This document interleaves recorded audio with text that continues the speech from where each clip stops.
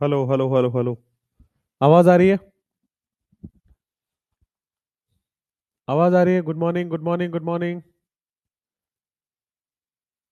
चलिए बहुत बढ़िया, प्राइवेट कर देते हैं चैट को। यस यस यस, सब लोगों को आ रही है, बहुत बढ़िया। Good morning good morning good morning good morning, amazing guys. एक सेकंड रुको, मैं इसको एडजस्ट कर लूं। कहीं तो फंस गया भाई ये। हम्म।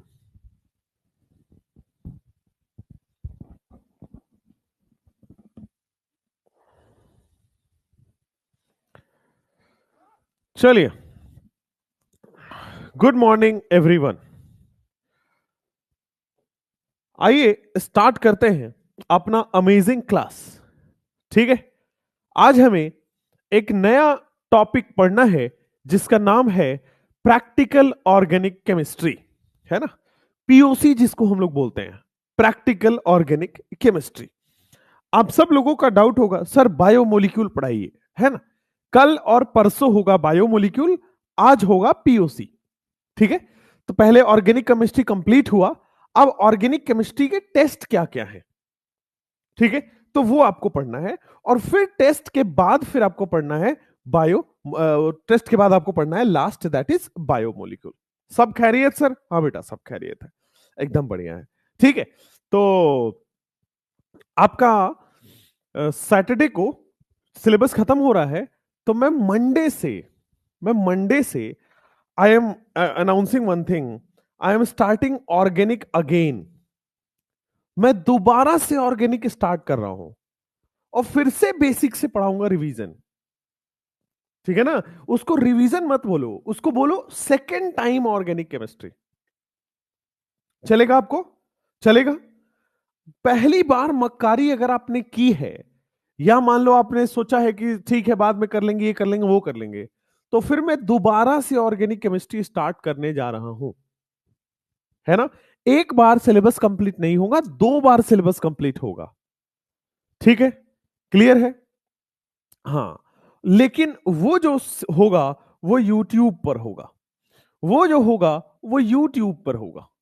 ठीक है, यूट्यूब पर होगा। क्योंकि बेटा मुझे, मेरा मानना है ऐप में अब आपने एक बार पढ़ लिया, अब इसको हम लोग यूट्यूब पर करेंगे। ठीक है, और यूट्यूब पे दो पार्ट्स चलेंगे। एक पार्ट आपका देखोगे तो आईओसी ऑलरेडी चल रहा है, और इसके जो रिस्पॉन्स आए हैं मैं उससे बहुत ज्यादा एक्साइटेड हूं। समझ में आ रहा है? पूरा एक्साइटेड हूं मैं, है ना। और यहां पे आ जाएगा ओसी। कई लोगों का ये होगा कि सर वन शॉट करा दो, नहीं कराऊंगा अभी। वन शॉट कराऊंगा मैं मार्च फर्स्ट में, अभी नहीं कराऊंगा। ठीक है, वन शॉट्स का अभी फायदा नहीं है। चलिए नेक्स्ट, क्या ऑर्गेनिक केमिस्ट्री और इनऑर्गेनिक केमिस्ट्री में, इनऑर्गेनिक केमिस्ट्री बेटा आपको इवनिंग में चल रहा है, और बहुत बढ़िया रिस्पॉन्स के साथ बच्चे इसको पढ़ रहे हैं पूरा डिटेल में। ठीक है, क्लियर है? हाँ, मुझे बेटे अब बैच में मैं आपको नहीं पढ़ाऊंगा, मैं आपको बैच में रिवीजन करा दूंगा बैच में। हाँ, अगर आप रिवीजन कराना चाह रहे हैं तो मैं भी एक मंडे के मंडे क्लास ले लेता हूँ। भैया खाना पूर्ति करना है तो मैं भी एक मंडे के मंडे क्लास ले लेता हूँ, खाना पूर्ति हो जाएगा, उसमें क्या दिक्कत है। आपका सिलेबस रिवीजन भी हो जाएगा और वो भी हो जाएगा, सिलेबस कंप्लीट भी माना जाएगा, है कि नहीं। चलिए, तो अब देखना बेटा यहां पे कि मैं मॉर्निंग के टाइम में, या फिर आप मानो तो आफ्टरनून के टाइम में, कोई भी एक टाइम चूज करूंगा। मॉर्निंग या आफ्टरनून के टाइम में ओसी करूंगा। ठीक है, मॉर्निंग या afternoon, it will be decided, ताकि अच्छे से दोनों हो पाए। मॉर्निंग या आफ्टरनून के टाइम पे आपके पास ओसी होगा और फिर ये वाला पार्ट आईओसी होगा। ठीक है बेटा? हाँ, और आपके पास बैच में भी रिवीजन में कराऊंगा, आप टेंशन ना लीजिए। मैं, मेरे पास दोनों मेथड है कि कैसे होगा, तो बैच में भी मैं एक एक दिन आ जाऊंगा और पूरा क्वेश्चन प्रैक्टिस करा जाऊंगा। तो जिनको केवल बैच में पढ़ना है वो भी, उनके लिए भी स्वागत है बेटा, कि हाँ नहीं नहीं हम तो सर यूट्यूब पे पढ़ेंगे नहीं, हमने तो कसम खा रखा है ना। हम तो कुछ भी हो जाए यूट्यूब से नहीं पढ़ेंगे, चाहे सिलेक्शन त्यागना पड़े हमें, बट यूट्यूब से नहीं पढ़ेंगे, है ना। हाँ, तो क्वेश्चन सॉल्व आपको बैच में मैं करवा दूंगा। ठीक है, लेकिन अगर आपको पूरा डिटेल में अगेन ऑर्गेनिक केमिस्ट्री वापस से मान लो मक्कारी कर दी थी, अब लेकिन किसी भी हाल में मुझे ऑर्गेनिक केमिस्ट्री दोबारा से पकड़ लेना है ना, फिर से बेसिक से तोड़ के पढ़ाऊंगा और डिटेल में पढ़ाऊंगा और क्वेश्चंस के साथ कराऊंगा जो आईओसी में है। जो जो आईओसी एक बार बस पढ़ रहा है ना, आप जाके उसके खाली कमेंट सेक्शन में पढ़ लीजिए। पीरियोडिक टेबल पूरा हुआ है वो कर लीजिए, और अगले 4 लेक्चर में बॉन्डिंग होने वाला है वो भी कर लीजिए। आपका बॉन्डिंग कंप्लीट हो जाएगा इसी वीक, है ना। वहां पे कल जो हुआ है वो बॉन्ड पैरामीटर्स हुआ है, bond angle, bond length, bond strength, bond energy, ठीक है। हाँ, टाइमिंग्स जो होंगी जनरली मैं इसको रखूंगा अराउंड 3 बजे के आसपास, 3 PM, ठीक है, और इसको रखूंगा अराउंड 9 PM, ठीक है, 3 PM और 9 PM चलेगा। हाँ, मेथड ऑफ प्यूरिफिकेशन आप ही करवाएंगे। मेथड ऑफ प्यूरिफिकेशन उसी को पीओसी बोलते हैं बेटा, जो आज करवाने वाले हैं, ठीक है। तो ये अनाउंसमेंट था, ये मैंने करा दिया है क्योंकि आपका बैच का सिलेबस कंप्लीट हो रहा है, और मैं बैच में भी आऊंगा, टेंशन ना लीजिए आप। बैच में भी मैं आके क्वेश्चन प्रैक्टिस की सीरीज करवाऊंगा, डोंट वरी एट ऑल। आइए, तो अब आपके पास नेक्स्ट आ जाने वाला है, now next is method of purification, ठीक है बेटे। आइए, the next chapter is method of purification, method of purification of organic compound. जो अगला चैप्टर है उसका हेडिंग डाल लीजिए, method of purification of organic compound,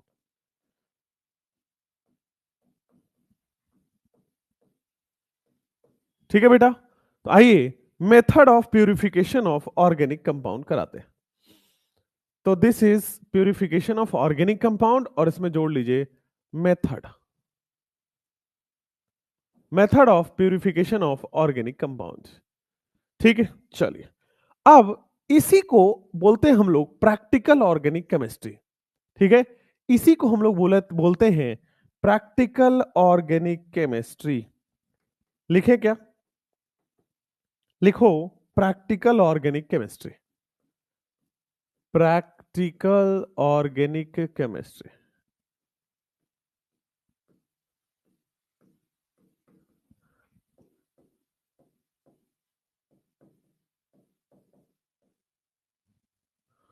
practical organic chemistry, ठीक है।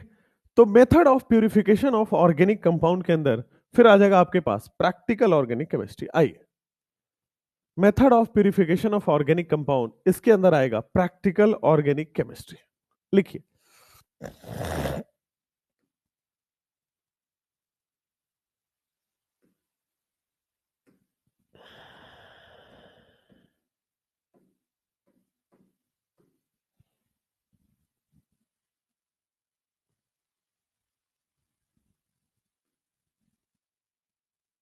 हाँ लिखिए, सबसे पहले जितने भी हमने टेस्ट वगैरह पढ़ रखा है हम उसकी बात करेंगे। बोर्ड पे आइए, केमिकल टेस्ट नहीं हुआ है और फिजिकल प्रॉपर्टीज भी। शाहिद खान बेटा, मैंने आपको बोला हुआ है कि फिजिकल प्रॉपर्टीज के मैं आपको नोट्स बना के दूंगा, और मैंने टेलीग्राम में डाल दिया है, ठीक है।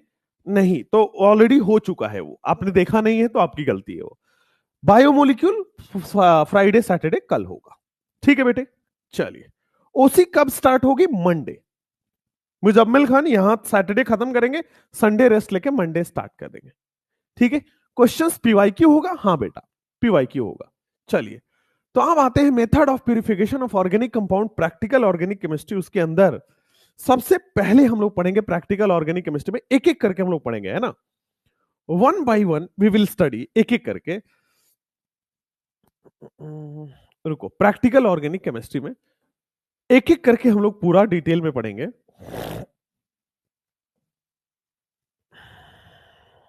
देखते जाइए, मैं आपको कराते जाऊंगा एक एक कॉन्सेप्ट। आइए, सबसे पहले मेरे भाई अनसैचुरेशन का टेस्ट आपको करना है। फर्स्ट जो आपको करना है वो करना है अनसैचुरेशन का टेस्ट। अनसैचुरेशन का टेस्ट क्या होता है? डबल बॉन्ड और ट्रिपल बॉन्ड अगर कहीं आए तो उसका टेस्ट आप कैसे करोगे वो मैं बताने वाला हूं। बोर्ड पर देखिएगा, अगर मान लीजिए कहीं आपको डबल बॉन्ड या ट्रिपल बॉन्ड का टेस्ट आ रहा है, ठीक है ना, सबसे पहले हम लोग फंक्शनल ग्रुप एनालिसिस कर रहे हैं, फंक्शनल ग्रुप का टेस्ट ले रहे हैं। तो देखो, मान लो अनसैचुरेशन का टेस्ट है। अनसैचुरेशन का मतलब क्या हुआ, आपके पास या तो डबल बॉन्ड आ जाए कहीं पे, ठीक है, या डबल बॉन्ड आ जाए, तो उसका टेस्ट आप कैसे करोगे? तो मैं सबसे पहले एल्कीन का टेस्ट करवा रहा हूं, एल्काइन अभी करवाऊंगा, पहले एल्कीन देख लो। तो जो एल्कीन का टेस्ट हो रहा है वो सबसे पहला होता है बेटे आपके पास बेयर्स टेस्ट। बेयर्स टेस्ट क्या होता है, तो हमने ऑलरेडी ये पढ़ा हुआ है, अगर आप याद करो, बेयर्स रिएजेंट हम लोग डालते थे। बेयर्स रिएजेंट कोई बता पाएगा?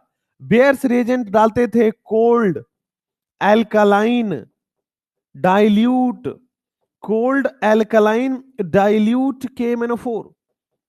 तो हमारे पास क्या होता था, ये डबल बॉन्ड टूट जाता था सिंगल बॉन्ड में, और दोनों ही कार्बन पे OH और OH लग जाता था, ठीक है। ये है आपके पास एल्कीन, और एल्कीन से हमने बेटा डाइऑल बना दिया था, डाइऑल है ना, एल्कोहल मतलब दो एल्कोहल, डाइऑल। तो देखिए जरा बोर्ड पे कि एल्कीन में बेयर्स टेस्ट कैसे होता है। तो कोल्ड डाइल्यूट अल्कलाइन KMnO4, क्या बेटा KMnO4 पर्पल कलर का होता है? जी हां, KMnO4 पर्पल कलर का होता है। लेकिन जैसे ही KMnO4 रिएक्ट कर जाएगा तो क्या KMnO4 नहीं बचा? तो KMnO4 नहीं बचेगा तो कलरलेस हो जाएगा। फिर से सुनिए, बेयर्स टेस्ट का डीकलराइजेशन टेस्ट होता है। होता क्या है, एल्कीन में जब आप बेयर्स रिएजेंट डालते हो, ये आपके पास बेयर्स रिएजेंट है कोल्ड अल्कलाइन डाइल्यूट KMnO4, वो डीकलराइज हो जाता है। कैसे होता है? पर्पल कलर से कलरलेस हो जाता है, ठीक है ना। इसने क्या किया, इसको ऑक्सीडाइज किया, और खुद क्या होता है, रिड्यूस, MnO2 में रिड्यूस हो जाता है, खुद आपके पास MnO2 में रिड्यूस हो जाता है, ठीक है। तो डायोल तो कलरलेस होता है। एक सेकंड, ये क्या हुआ, ला ला ला ला ला। जिंदगी में भैया एक प्रॉब्लम नहीं है, कई सारे प्रॉब्लम है, बोर्डवा खराब है आज। लिखो, दोबारा लिखता हूं बोर्ड पे, देखो वापस। मान लो आपके पास हमने लिया है alkene C double bond C, और यहां पे हमने लिया है बेयर्स रिएजेंट। एल्कीन लिया है और इसके अंदर हमने ले लिया है बेटे बेयर्स रिएजेंट। तो भाई बेयर्स रिएजेंट ही बेयर्स टेस्ट देगा, absolutely correct. Baeyer's reagent Baeyer's test देगा तो क्या देगा, cold and alkaline KMnO4, cold and alkaline KMnO4, cold and alkaline KMnO4 देगा, ठीक है। कोल्ड एल्कलाइन KMnO4 बेटा ओरिजिनली पर्पल होता है, जब ये मार्केट से खरीद के लाओगे तो ओरिजिनली इट इज पर्पल। और क्या करता है बेयर्स रिएजेंट का टेस्ट तो हमने ऑलरेडी पढ़ रखा है ना, ये सारे टेस्ट आप पढ़ चुके हो, बस रिवीजन के तौर पे कि कैसे कैसे होता है। इसको तो इसने डायोल बना के ऑक्सीडाइज कर दिया, खुद बेटा रिड्यूस हो जाता है MnO2 में। KMnO4 एल्कीन को ऑक्सीडाइज कर देता है और खुद क्या होता है, रिड्यूस हो जाता है, सेल्फ रिडक्शन हो जाता है। एल्कीन है डाइऑल बन जाएगा, और सेल्फ आपके पास ये ब्राउन PPT बन जाएगा, सेल्फ आपके पास ऑक्सीडाइज हो जाएगा और ये ब्राउन PPT बन जाएगा, ठीक है। तो एल्कीन का क्या बेटे पर्पल कलर से, यहां पे आप देखोगे तो ब्राउन PPT बन रहा है, क्या एल्कीन का पर्पल कलर से ब्राउन PPT बन रहा है, डाइऑल बन रहा है, एब्सोल्युटली करेक्ट, एब्सोल्युटली करेक्ट। हाँ या ना, समझ में आया?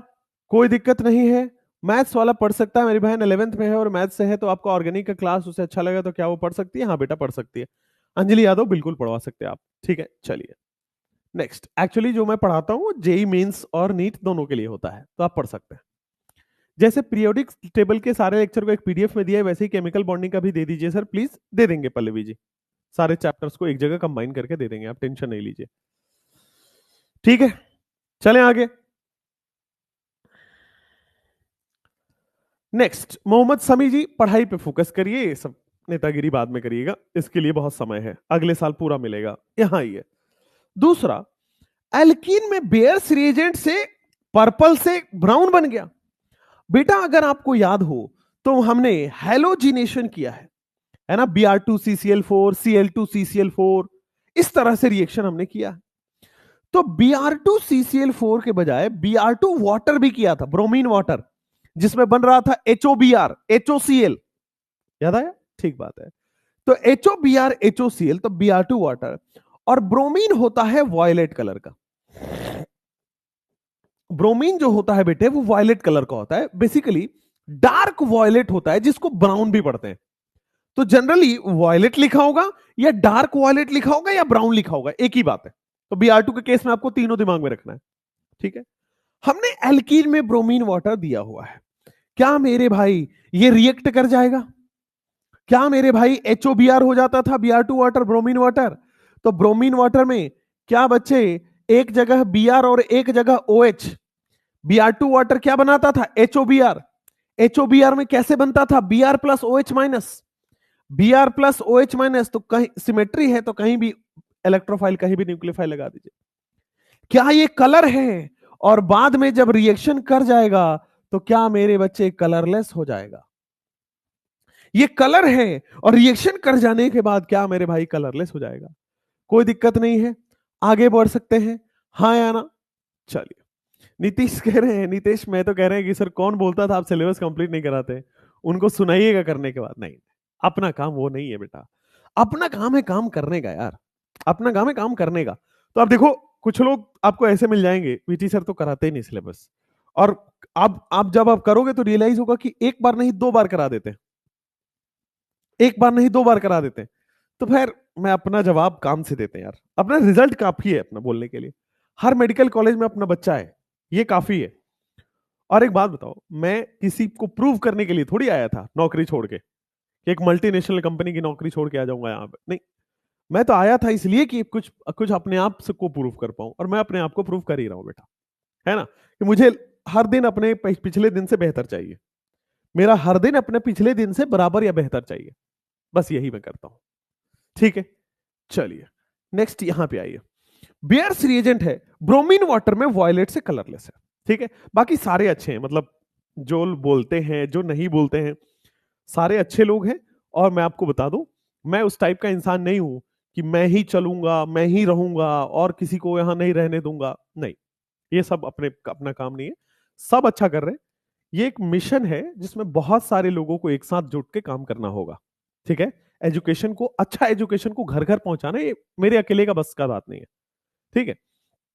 जनरली जब भी आप डॉक्टर बनोगे तो आप भी ऐसा एटीट्यूड पाल लोगे कि नहीं नहीं, हाँ बाकी डॉक्टर्स को हम चलने नहीं देंगे, हमारा चलना चाहिए, केवल मैं हूं जो राज करूं यहाँ पे। मोनोपोली नहीं चलना चाहिए बेटा, है ना, दैट इज रॉन्ग।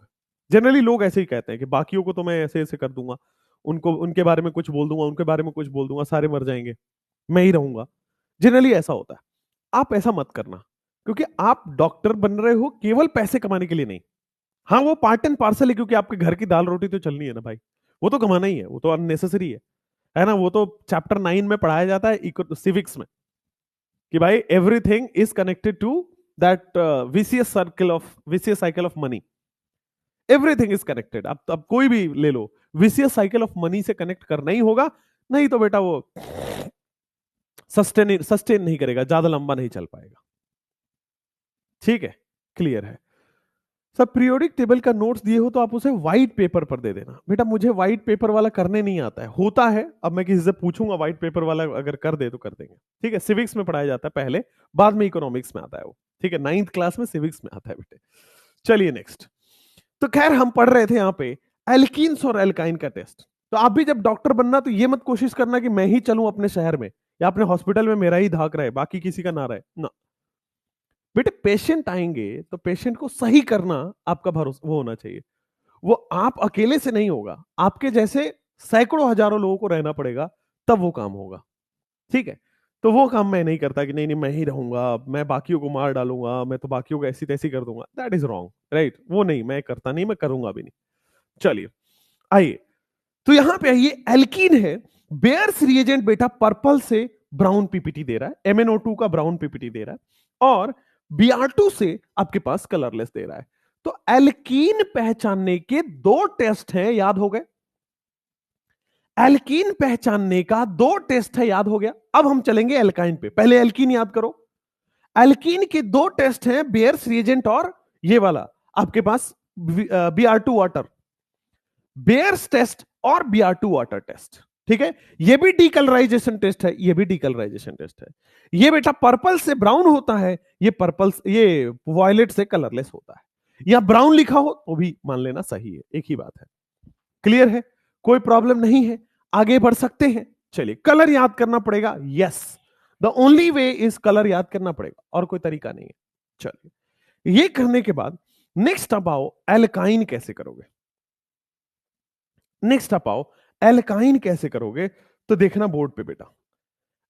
एल्कीन का हमने 2 टेस्ट पढ़ लिया, अब एल्काइन का टेस्ट पढ़ने जा रहे हैं।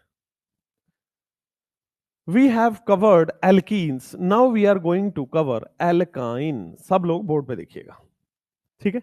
एल्काइन का टेस्ट, चलिए,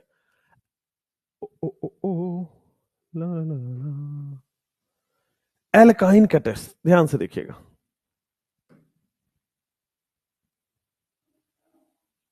सेकेंड इज टर्मिनल एल्काइन और टर्मिनल एल्काइन का टेस्ट।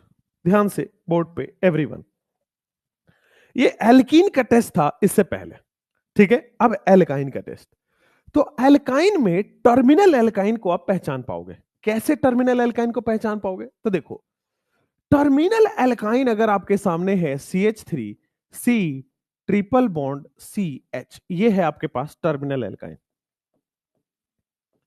ये है आपके पास टर्मिनल एल्काइन, ठीक है।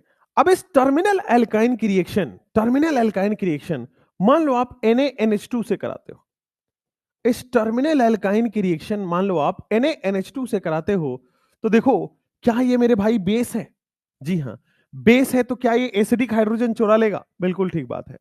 तो बेस है, आपके सामने एसिडिक हाइड्रोजन चुरा लेगा, CH3C ट्रिपल बॉन्ड C, और एसिडिक H चुराने के बाद क्या यहां पे C माइनस और Na प्लस बना? क्या यहां पे C माइनस और Na प्लस बना? ठीक बात है ना। और ध्यान दीजिएगा, क्या वो NH2 जो है वो अमोनिया गैस बना लेगा क्या? जी हां, बिल्कुल अमोनिया गैस बना लेगा। तो अगर आपको याद हो, ठीक है, या फिर इसको हम लोग बोलते हैं सोडियम और फिर क्या बोलते हैं, एसिटाइलाइड, क्योंकि एसिटाइलिन गैस से बना है, तो this is acetylide, sodium एसिटाइलाइड।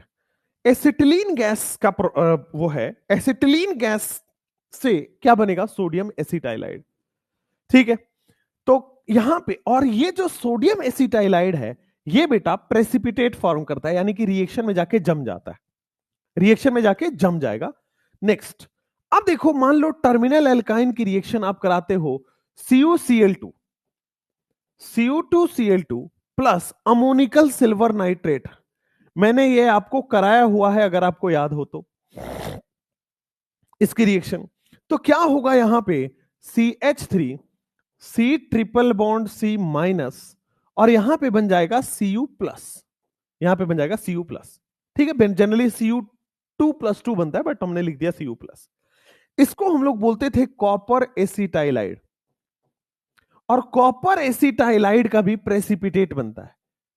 Terminal alkyne reaction करके और बेटा प्रेसिपिटेट बना लेता है, ठीक है ना। यहां भी अमोनिया गैस रिलीज होगा, here also ammonia gas release हो जाएगा। जैसा बोर्ड पे देखना, और इस केस में HCl भी रिलीज होता है। बोर्ड पे देखिए कि अगर आपके पास टर्मिनल एल्काइन है, तो टर्मिनल एल्काइन में आप सबको पता है कि यहां पे ये जो H है, क्या वो एसिडिक H है? टर्मिनल एल्काइन है, ये जो H है, क्या ये एसिडिक H है? और एसिडिक H यहां पे रिएक्शन करता है, तो यहां मेटल है बेसिक नेचर, एसिडिक H को चुरा लेगा। यहां पे भी मेटल है एसिडिक नेचर, एसिडिक H को चुरा लेगा, और आपके सामने एनाइन बनाएगा। उस एनाइन को यहां तो पहले वाले में Na प्लस सेटिस्फाई करेगा, और यहां पे कॉपर प्लस सेटिस्फाई करेगा। Na प्लस सेटिस्फाई करेगा तो सोडियम एसिटाइलाइड, कॉपर एसिटाइलाइड, ठीक बात है। तो Na प्लस और Cu प्लस का प्रेसिपिटेट बन जाता है बेटा, ठीक है ना। This forms precipitate, SPPT formation. तो अगर रिएक्शन में प्रेसिपिटेट बन रहा है एसिटाइलाइड का, यानी कि एल्काइन है, यहां पे भी बेटा आपके पास प्रेसिपिटेट है, तो PPT फॉर्मेशन हो गया। क्लियर है? ऊपर भी पीपीटी फॉर्मेशन, नीचे भी पीपीटी फॉर्मेशन, और आपसे पहचान में आ जाएगा। क्लियर है? हाँ। आप कह रहे कि सर कौन सी यूट्यूब चैनल में केमिस्ट्री, ऑर्गेनिक केमिस्ट्री कराओगे? बेटा जिस चैनल में इनऑर्गेनिक करा रहा हूं, जिस चैनल में मैं इनऑर्गेनिक करा रहा हूं, उस चैनल का नाम है नीट एक्स। क्या नाम उसका? नाम है नीट एक्स वेदांतु। पूरा नाम जानना हो तो नीट एक्स संकल्प वेदांतु है, बट इतना सर्च करेंगे तो मिल जाएगा, नीट एक्स वेदांतु। ठीक है, वेदांतु का ही चैनल है, आप देखेंगे उसमें तो। क्लियर है बेटा? कोई प्रॉब्लम नहीं है, आगे बढ़ सकते हैं। हाँ, नेक्स्ट मैं कराऊंगा ऑर्गेनिक केमिस्ट्री, है ना, आप टेंशन नहीं लो उसका, अभी कराने ही वाले हैं, स्टार्ट होने ही वाला है। आइए, तो एसिडिक एच है, यहां पे बेटे बेस है, और ये पीपीटी फॉर्मेशन हो गया है। Right right right. How to revise OC, attend lectures, करा दूंगा मैं। ठीक है, चलिए, आप जैसे ही ये करा दोगे उसके बाद आ जाएगा एल्काइल हैलाइड। तो एल्कीन का टेस्ट आपको पढ़ाया, कैसे होगा पता चल गया। दूसरा एल्काइन का पता चल गया, ठीक है। सिल्वर एसिटाइलाइड, कॉपर एसिटाइलाइड और प्रेसिपिटेट फॉर्मेशन कर लेता है। नेक्स्ट आइए, एल्काइल हैलाइड। टर्मिनल एल्काइन हो गया। अब आइए बेटा आपके पास एल्काइल हैलाइड। एल्काइल हैलाइड कैसे करेगा? देखो, एल्काइल हैलाइड मतलब आरसीएल, आरबीआर, आरआई, इन्हीं का टेस्ट होगा। आरएफ तो अपना रिएक्शन ही नहीं करता, टेस्ट ही नहीं देगा। तो RCl, RF, RI, RCl, RBr, RI, इसकी रिएक्शन आप एजीएनओ3 से कराओ। तो एजीएनओ3 क्या करेगा? AgCl, AgBr, AgI. और हमें पता है AgCl white colour, AgBr light yellow, AgI dark yellow. क्या हमने यही सीखा है? देखोगे कि alkyl halide if they are capable of carbocation formation then they will give precipitate with AgNO3। अगर मेरे भाई वो अल्काइल हैलाइड कार्बोकेटाइन फॉर्मेशन कर सकता है ना, ये बिल्स्टिन टेस्ट नहीं आता इसलिए मैं मिटा रहा हूं। बिल्स्टिन टेस्ट आपके सिलेबस में नहीं है इसलिए मैं मिटा रहा हूं। एल्काइल हैलाइड का टेस्ट कैसे होगा जरा बोर्ड पे देखिएगा, ठीक है ना। जैसे मान लीजिए आपके सामने RCl हो या RBr हो या RI हो, इसकी रिएक्शन आप करा दो AgNO3 से, तो क्या होता है? AgNO3 वाला ये बेटा AgCl बना लेगा, ये मेरे भाई AgBr बना लेगा, और ये AgI बना लेगा, ये इसके साथ प्रेसिपिटेट बना लेता है। ठीक है, और पहचानने का तरीका है कि ये व्हाइट, ये आप पढ़ चुके हो ना, एक बार जल्दी बता दो किसको किसको याद है, ऑलरेडी पढ़ चुके हो अल्काइल हैलाइड चैप्टर में। ये व्हाइट कलर, ये बेटा लाइट येलो कलर है ना, हल्का सा येलोइश होता है तो लाइट येलो कलर, और ये क्या हो जाएगा मेरे भाई? Dark yellow colour. Then this is your dark yellow colour. तो व्हाइट कलर और लाइट येलो कलर और डार्क येलो कलर। क्लियर बात है? ठीक बात है, क्लियर है, कोई प्रॉब्लम नहीं है, आगे बढ़ सकते हैं। चलिए, थ्योरी बिल्कुल नहीं लिखना है बेटे, मैं आपको ये पीपीटी दे दूंगा, तो जनरली आप इस टॉपिक को पीपीटी से ही पढ़ेंगे, क्योंकि पीपीटी में मैंने ये भी लिख दिया है और वो भी लिख दिया है।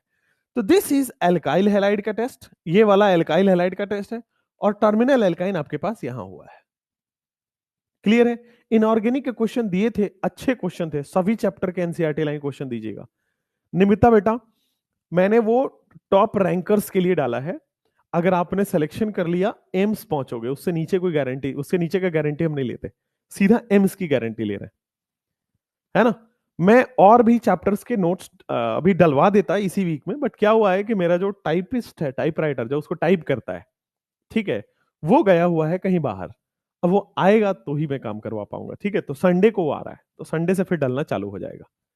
ठीक है बेटे, चलिए next, terminal alkyne alkyl halide के बाद नेक्स्ट हम लोग जाते हैं अल्कोहल का कैसे आप टेस्ट करोगे।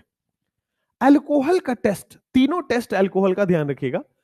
एक टेस्ट होता है जिसको हम लोग, बहुत पॉपुलर है बेटा, पढ़ना है आपको, कैन टेस्ट बोलते हैं या कैन रिएक्शन बोलते हैं।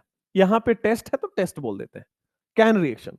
Ceric ammonium nitrate, ceric ammonium nitrate, इसको शॉर्ट फॉर्म में बेटा कैन टेस्ट या कैन रिएक्शन बोलते हैं। जब भी अल्कोहल को कैन में डालोगे, ध्यान रखिएगा रेड हो जाएगा। अल्कोहल को कैन में डालोगे तो मेरे भाई रेड हो जाता है, रेड कलर का। कैन टेस्ट याद रखना है कि सेरिक अमोनियम नाइट्रेट जैसे ही अल्कोहल के संपर्क में आता है बेटा लाल कर देता है, रेड कर लेता है। क्लियर है? चलो नेक्स्ट, तो ये आपके पास ceric ammonium nitrate red colour दे देता है, पहला चीज। दूसरा, अगर अल्कोहल की रिएक्शन H2SO4 के साथ करा दो, अब सोचो अल्कोहल है, अल्कोहल की रिएक्शन H2SO4 के साथ करा रहे हो। H2SO4 बहुत ही खतरनाक एसिड, हाईली एक्सोथर्मिक वाला एसिड। क्या वो अल्कोहल को छोड़ेगा या उसको तोड़ तोड़ दे देगा? बहुत बुरी तरह तोड़ देगा। बहुत स्ट्रॉन्ग एसिड है, अल्कोहल की ऐसी तैसी कर देगा, बुरी तरह तोड़ देगा। और बुरी तरह तोड़ देगा, छोटे छोटे पीसेस में बांट देगा, और वो छोटे छोटे पीसेस में बांट देगा।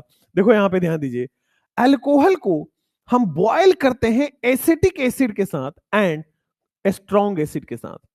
तो ये जो अल्कोहल है वो फ्रूटी फ्रूटी स्मेल देने लगता है, फ्रूटी अल्कोहल बन जाता है। ठीक है ना? अल्कोहल को अगर हम लोग कैन में डालें सेरिक अमोनियम नाइट्रेट में, रेड कलर दे देगा। अल्कोहल का टेस्ट, अगर हम इसको एसिटिक एसिड और कॉन्क H2SO4 के प्रेजेंस में डालते हैं, एसिटिक एसिड और कॉन्क H2SO4, बेटा ये याद करना पड़ता है, जी हां, कॉन्क H2SO4 में डालोगे और जब इसको थोड़ा हीट करोगे तो ये बेटा फ्रूटी स्मेल देता है। This gives your Frooti smell. ठीक है? कैन में रेड कलर देगा, एसिटिक एसिड और सल्फ्यूरिक एसिड में फ्रूटी स्मेल दे देगा। ठीक है भाई? अच्छा, उसके बाद अगर आपको याद हो तो मैंने आयोडोफॉर्म रिएक्शन कराया था, पूरा ही कराया था, हेलोफॉर्म कराया था, और उसमें बताया था कि आयोडोफॉर्म का येलो कलर होता है, बताया था। ठीक है, तो तीसरा टेस्ट देखो, इसका तीसरा टेस्ट कह रहा है 2 एल्केनॉल, 2 एल्केनॉल यानी कि 1 2 3 ऐसा कुछ होगा, 2 एल्केनॉल। ठीक है? एंड इथेनॉल, इथेनॉल, 2 एल्केनॉल और इथेनॉल में बेटा कह रहा है आयोडोफॉर्म देगा। क्यों? क्योंकि मैंने बोला था कि ये माइल्ड ऑक्सीडाइजिंग एजेंट है, और माइल्ड ऑक्सीडाइजिंग एजेंट है तो क्या होगा मेरे भाई, ये क्या कीटोन, मिथाइल कीटोन बन गया क्या? जी हां। सिमिलरली यहां भी आप देखोगे तो this will be methyl ketone है क्या? जी हां। तो आयोडोफॉर्म टेस्ट है, आयोडोफॉर्म टेस्ट में मेरे भाई मिथाइल कीटोन है, और मिथाइल कीटोन है, येलो पीपीटी देगा। आयोडोफॉर्म टेस्ट में मिथाइल कीटोन है, और मिथाइल कीटोन में मेरे भाई आयोडोफॉर्म टेस्ट देता है। ठीक है? तो इसलिए ये वाले जहां जहां मिथाइल कीटोन बन सकता है वो आयोडोफॉर्म टेस्ट से येलो पीपीटी दे देगा। क्लियर है? आपके पास कैन डालोगे रेड कलर, एसिटिक एसिड और कॉन्क H2SO4 दो एसिड डाल दोगे फ्रूटी स्मेल। लेकिन अगर आपके सामने या तो मिथाइल कीटोन हो या बन सकता हो तो उस केस में क्या कर दोगे आप? It will give you iodoform. जब जब मिथाइल कीटोन दिख जाए आयोडोफॉर्म। क्लियर है बेटा? चलिए नेक्स्ट, जैसे ही आप आओगे एल्डिहाइड एंड कीटोन, बेटा बैच में असाइनमेंट मिल रहा है, हबीबा जी आप देखते नहीं हो, आप बस ऐसे ही कुछ भी बोल देते हो। बेटा देखा करो, बैच में कह रहे हैं असाइनमेंट नहीं मिल रहा है, बेटा बैच में बहुत पहले सारे चैप्टर्स के असाइनमेंट अपलोड हैं डीपीपी के फॉर्म में। आयोडो फॉर्म वाला देखो ध्यान से, मैंने बोला था कि जब भी मिथाइल कीटोन कहीं दिख जाए, मिथाइल कीटोन दिख जाए, ये फॉर्म कहीं भी दिख जाए, तो this will give your iodo form. तो ये फॉर्म कहां दिखेगा? अगर आपके पास इथेनॉल है तो इथेनॉल में जब ऑक्सीडाइज होगा तो क्या ये मिथाइल कीटोन बनेगा? जी हां। सिमिलरली 2 डिग्री अल्कोहल है, जब इसको ऑक्सीडाइज करोगे तो क्या ये मिथाइल कीटोन बनेगा? बिल्कुल सही बात है। तो कैन टेस्ट भी रेड कलर देगा, साथ में बेटा एसिटिक एसिड और कॉन्क H2SO4 फ्रूटी स्मेल देगा। क्लियर हो गया? आगे बढ़ सकते हैं? जी हां। नेक्स्ट आगे आ जाओ, एल्डिहाइड एंड कीटोन। क्या मैंने आपको एल्डिहाइड कीटोन में 2,4-DNP टेस्ट कराया है, जिसमें 2,4 डाई नाइट्रोफिनाइल हाइड्राजोन बनता है? जी हां। तो 2,4-DNP टेस्ट देखो, चाहे एल्डिहाइड हो चाहे कीटोन हो, अगर एल्डिहाइड होगा तो यहां पे H, यहां पे R। ठीक है?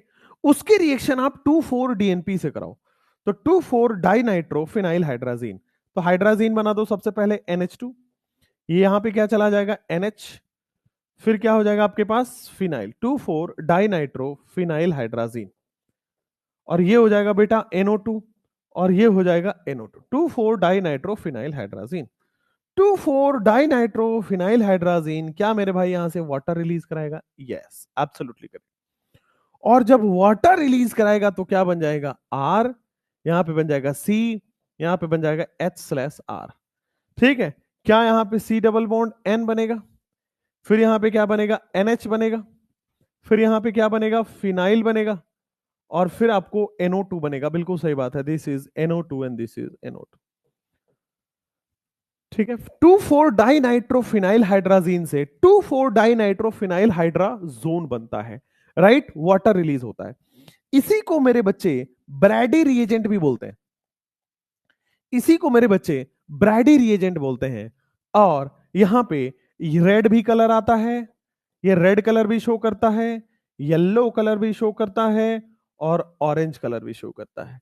ठीक है, टाइमली ये अपना कलर बदलते रहता है। गिरगिट देखा आपने, गिरगिट, गिरगिट जाना जाता है अपना कलर बदलने के लिए, उससे बढ़िया कलर तो बेटा 2,4 डाइनाइट्रोफिनाइल हाइड्राजोन बदलता है। ठीक है, इसको ओजोनोलिसिस बोल सकते हैं, नहीं बेटा, इसको हम लोग बोलते हैं आयोडोफॉर्म। ठीक है, जब जब मिथाइल कीटोन आया वहां वहां आयोडोफॉर्म होता है। हम तो पढ़े हुए हैं, रिसेंटली पढ़े हैं, ऐसा क्यों बिहेव कर रहे हो, ये सब पढ़ा हुआ है। ठीक है, this is 2,4 dinitro phenyl hydrazine, 2,4 dinitrophenyl hydrazine, इसको क्या बोलते हैं 2,4 डीएनपी, उसको क्या बोलते हैं 2,4 डीएनपी। सिमिलरली इसमें क्या हो जाएगा 2,4 dinitro phenyl hydrazone, 2,4 dinitro phenyl hydrazone, और क्या बन जाता है red orange yellow Roy, red orange yellow Roy PPT बनता है, 2,4 डीएनपी बनता है, 2,4 डीएनपी में 2,4 डाइनाइट्रो फिनाइल हाइड्राजोन बनता है। क्लियर है, नो प्रॉब्लम एट ऑल, आगे बढ़ सकते हैं, किसी भी तरह से कोई प्रॉब्लम नहीं। चलिए,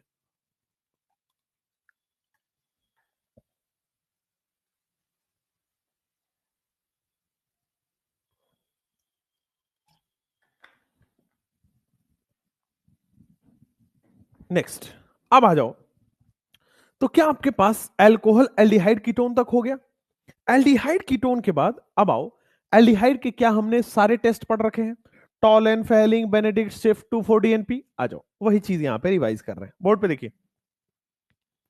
एल्डिहाइड में क्या मेरे भाई Tollens test silver mirror test देता है, पढ़ा हुआ है। टॉलन टेस्ट कैसा होता है, AgNH3 होल ट्वाइस प्लस, क्या यही टॉलेंस रिएजेंट देता है AgNH3 होल ट्वाइस प्लस, बिल्कुल सही बात है। तो this will give you Tollens test, silver mirror test दे देता है, राइट। चलो, फेहलिंग टेस्ट, आपको पता है ना कि Tollens test aliphatic as well as aromatic दोनों एल्डिहाइड टेस्ट देता है, एलिफैटिक प्लस एरोमेटिक एल्डिहाइड, क्या दोनों ही ये टेस्ट देता है, बिल्कुल सही बात है, एलिफैटिक प्लस एरोमेटिक एल्डिहाइड दोनों ही ये टेस्ट देता है। Fehling test only aliphatic, Fehling test केवल और केवल एलिफैटिक ही देता है, ओनली एलिफैटिक।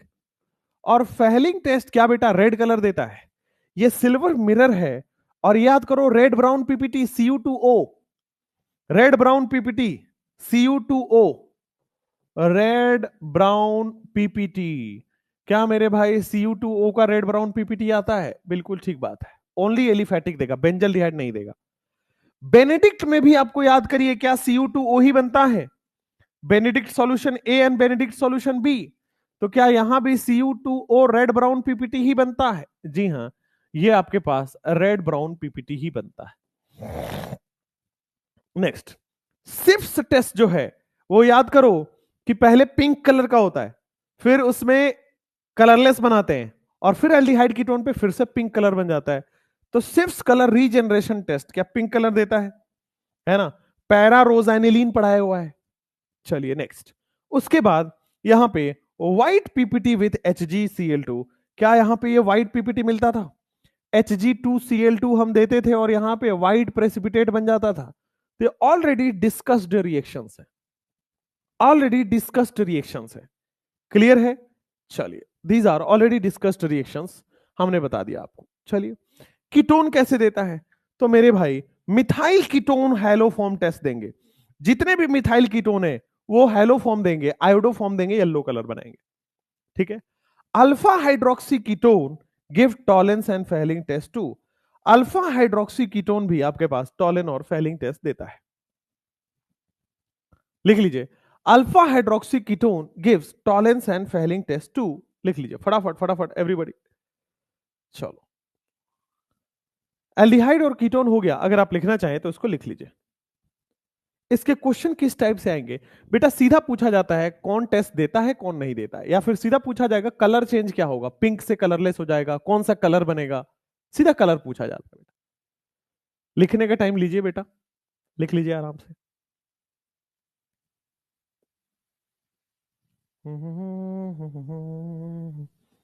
नीटेक्स चैनल पे मैं आज आपके एग्जाम का वो भी बताऊंगा कि कौन कौन से और से फॉर्म्स बनने चाहिए।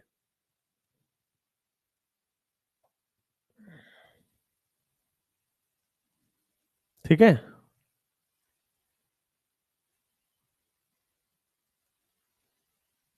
नेक्स्ट एल्डिहाइड हो गया, कीटोन हो गया। एल्डिहाइड कीटोन के बाद मेरे भाई नेक्स्ट अब आ जाओगे यहां पे carboxylic acid.